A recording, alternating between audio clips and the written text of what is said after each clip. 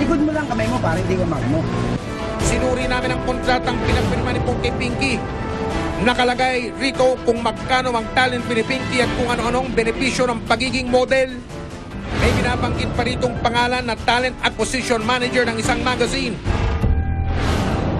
Pero, nang tanungin namin ang editor-in-chief ng nabanggit na magazine, major problem pala ito para kay Paul. I've never heard of that person. Hindi namin siya kakilala at saka hindi rin siya connected sa Meg. Sa paraan daw ng pagre-recruit ni Paul, malabong may kinalaman siya sa kanila. Actually, when we get models for Meg, there's a talk between the agent or the agency and the editor, the person who's gonna book. And then, of course, they go to the studio or they go to the office, the contract.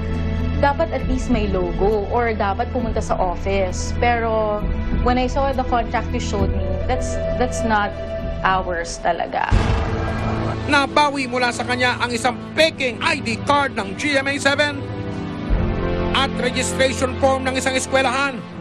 Habang kinukunan ng impormasyon, si Paul hindi nakatiis sa mga dalagang nagre-reklamo. Mami ko nga pala. Tayo kahapon, Jessica. Pati mo ako sinuto. Gago ka? Kami usapan tayo kahapon. Hindi. May usapan kami kahapon yan eh. Nang puti mo, diba? Hindi.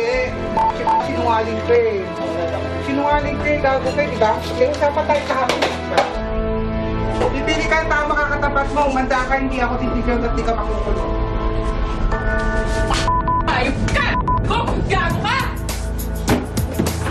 Di pa ako tapos sa'yo ah. Pag nakalaya ka ito, may kaso ka na sa akin! Hayop! Meron ka pang kaso sa Marikina. Tandaan mo, ha? May hearing pa tayo. May hiling pa kayo. Karma sa iyo ginagawa mo. Karma yan. Ano mukha mo, ha? Ako sa loob ng mga loko. Sinasabi, manager ka. Kasalukuyan na rin palang dinidinig ang kasong estafa laban sa kanya sa lungsod ng Marikina. May mo ko labanan. Marami kang pananakot sa akin dati, di ba? Sabi niya sa akin na may warrant of arrest na daw ako. Ako pa ipapakulong niya. Gago ka ba? Ma'am, tama na po. Tama na po. Okay na po. Nasa custody po ng pulisya. Ang lahat ng bintang laban kay Paul, isa-isa niyang sinagot. Una, bakit handler ang posisyon na inilagay mo sa kontrata? Kasi syempre, kung tatrabaho sa call center, ang tawag sa'yo, call center agent. So may hawak kang talent, handle ka. Pati sa case unclosed ng GMA7, kasali ka rin?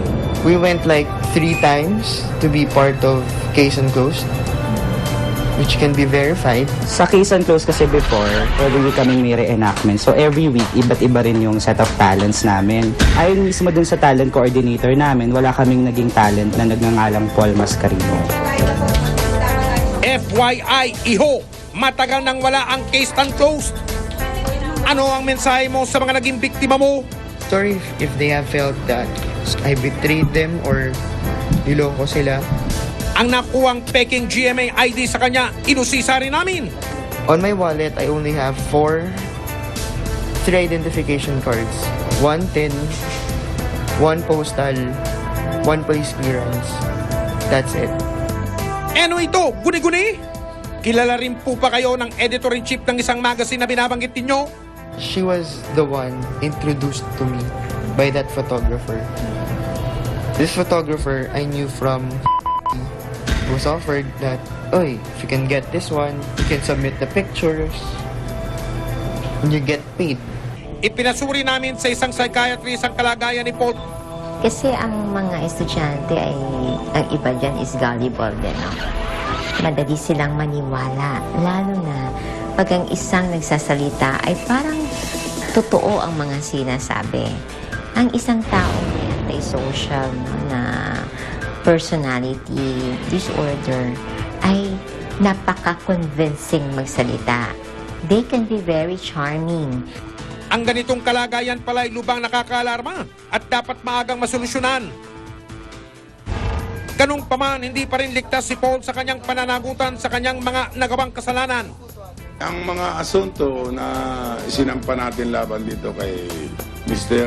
Paul, Article 316, 315 and 316. At ito ay meron na 2 to 4 years imprisonment kung mapapatunayan na nang estapa siya. We also decided to file threats against him, that is Article 282 ng Revised Penal Code. At may kulong to ng minimum of 3 months.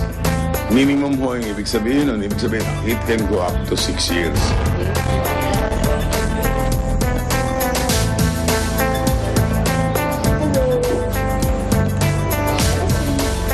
Sinamahan namin ang biktima sa mismong Meg Magazine.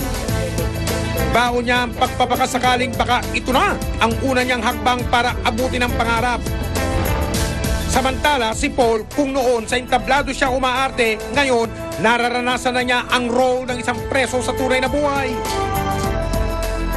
Dahil ang kapalit ng panloloko ay hindi kasikatan kundi kaparusahan dapat pagbayaran.